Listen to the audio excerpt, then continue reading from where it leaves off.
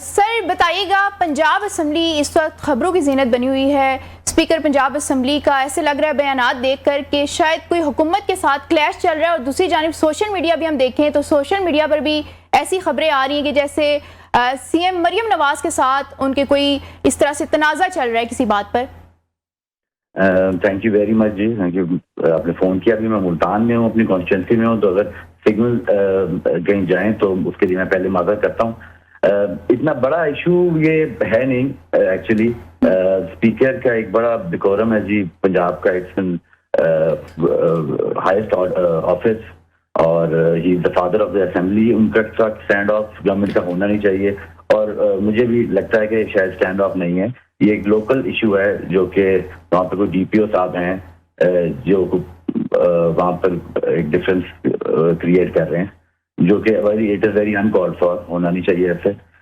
تو اس کے لیے لا ریفارم کی کمیٹی میں میں نے یہ اس کا ذکر سنا تھا، اور پھر اس پہ ہم نے پھر موشن موو کی. Now the matter has gone to the judicial committee.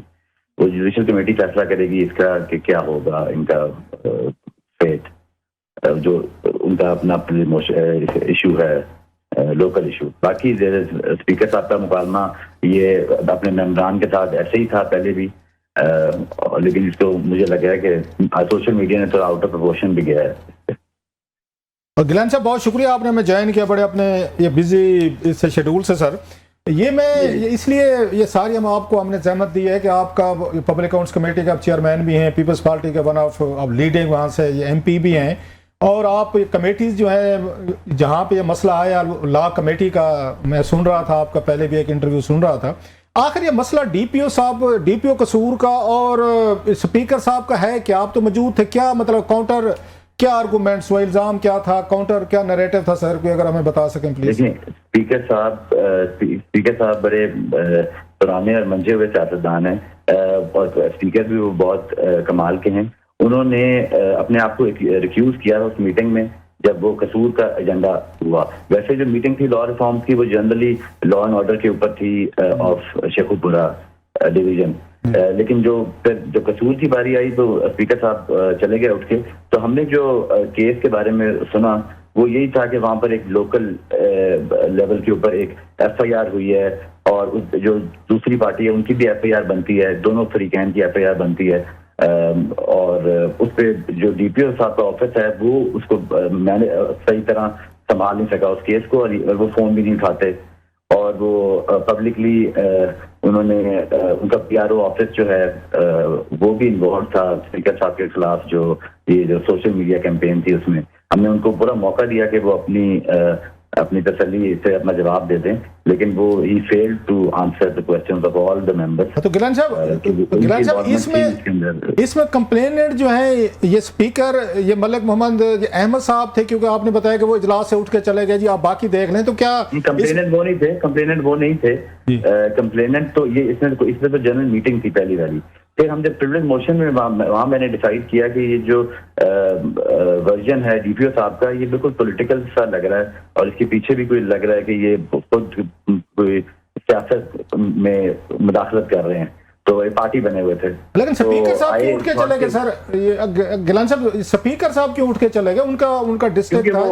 نہیں، کیونکہ وہ اسپیکر کا آفس ایسا ہے، اور انہوں نے ہم نے ان کو کہا کہ سر آپ بیٹھیں، بٹ انہوں نے کہا نہیں یہ کیونکہ قصور کا ایشو ہے اور اس میں میڈیا کے اوپر بڑی بات ہو رہی ہے سوشل میڈیا پہ، تو مجھے اس میٹنگ میں ابھی نہیں بیٹھنا چاہیے. تو آپ نے جو پوسٹوں کی بات کی کہ پوسٹیں سوشل میڈیا کے پہ ان کے پی آر او وغیرہ لگوا رہے تھے، جو میں سن رہا تھا آپ کا ایک انٹرویو، تو وہ کس کے خلاف لگوا رہے تھے؟ اسپیکر صاحب کے خلاف لگوا رہے تھے؟ اسپیکر صاحب کے خلاف لگا رہے تھے. ملک احمد خان صاحب نے جو اپنا ان کا کنڈکٹ ویسے بھی رہا ہے جنرلی اسمبلی میں بھی اور ایز اے اسپیکر، وہ بڑا کمال ہے جی. وہ اتنا انہوں نے بڑا اچھا اس چیز کو ہینڈل کیا. تو اس میں ان کا اسپیکر صاحب کا ان ایف آئی آر سے کیا تعلق تھا کہ انہیں پولیس سے کوئی شکایت پیدا ہوئی؟ صاحب کے کانسٹیٹوئنٹ تھے جی، اسپیکر صاحب کی کانسٹیٹوئنسی کے ایشو تھا، اور اس میں ان کے جو بھائی ہیں ملک احمد سعید صاحب، وہ بھی اسپیکر ان کے بہاف پہ رابطہ کرنے کی کوشش کرتے رہے ہیں ڈی پی او صاحب سے، لیکن ڈی پی او صاحب اس وقت رابطے میں نہیں آ سکے.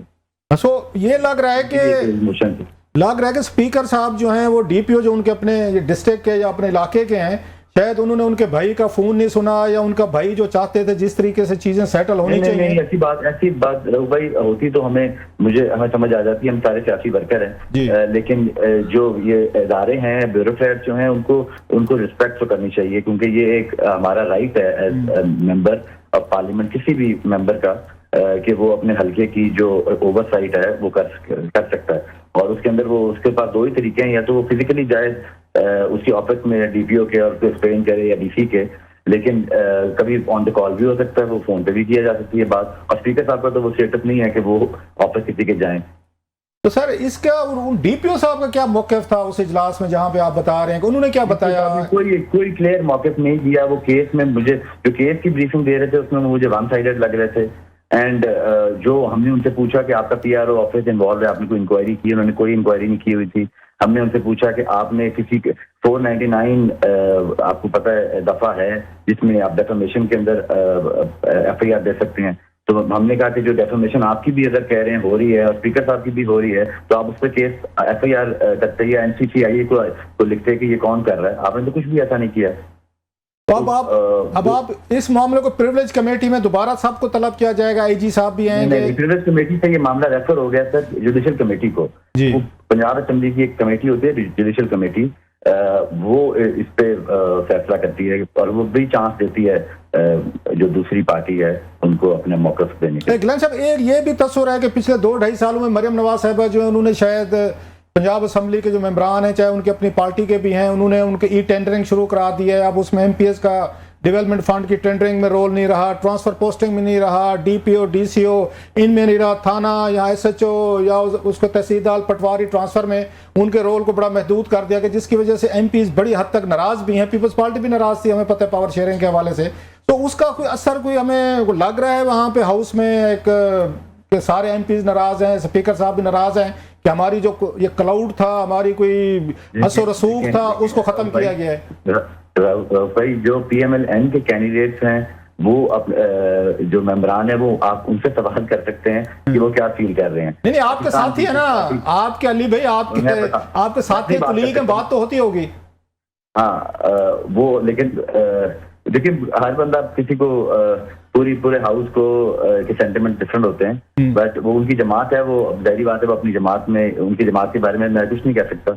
लेकिन पाकिस्तान पीपल्स पार्टी की जो रिलेशन आपके सामने हैं कि हमने एग्रीकल्चर के इशू के ऊपर, लोकल गवर्नमेंट के इशू के ऊपर हमने हमेशा आवाज उठाई है और अपोज भी किया गवर्नमेंट को। तो आपका भी था ना, पीपल्स पार्टी का भी था, इसको भी हमने अपोज किया। ये पीपल्स पार्टी और नवाज लीग के बड़े इस पे मुज़ाकरात भी होते रहे, लड़ाई झगड़े भी होते रहे, बयान भी लास्ट ईयर होते रहे कि ये बात आई थी कि पीपल्स पार्टी चाहती है जिन इजला में हम जीते हैं, जैसे आप मुल्तान से गिलानी फैमिली जीती है, जैसे वहाँ मुजफ्फरगढ़ से उसमें हिना रबानी साहब हैं, आगे उधर रहीम यार खान से भी जीते हैं, तो वो जो डिस्ट्रिक्ट्स हैं वहाँ के जो एडमिनिस्ट्रेशन है उसमें पीपल्स पार्टी का रोल होना चाहिए। ये तो आपका मुतालबा रहा है सर? ये रोल हमारा बिल्कुल, ये हमारा मुतालबा रहा है कि हमारी डीसीसी के अंदर रिप्रेजेंटेशन होनी चाहिए।